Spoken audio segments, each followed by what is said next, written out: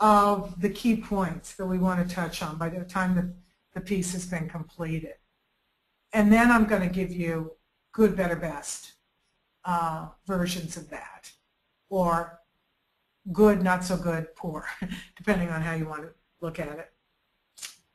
So goals for student learning, as I said, the hardest but the most important, because it tells your audience that you're not just someone who can write a dissertation and conduct research, but that you can look at your field from the novice's point of view and plan lessons that are appropriate for those novices, hence the goals for student learning.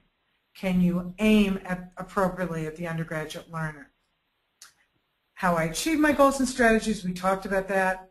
Now, typically when we enter into that description, these stories that we're telling about our teaching, something about the learning environment comes out. Some of you may want to directly address the learning environment, qualifying the classroom, qualifying the classroom that you aim to create through your teaching and learning strategies. Student reception, as we mentioned before, is part of that environment, certainly. By the end of this essay, the reader should know what your field is, your discipline. It should not be so generic that it's teaching in general. It's teaching within a particular disciplinary frame of reference. And here's a tough one, the balance between philosophy and enactment.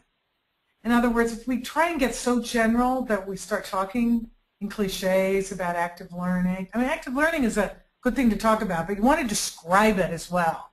So if you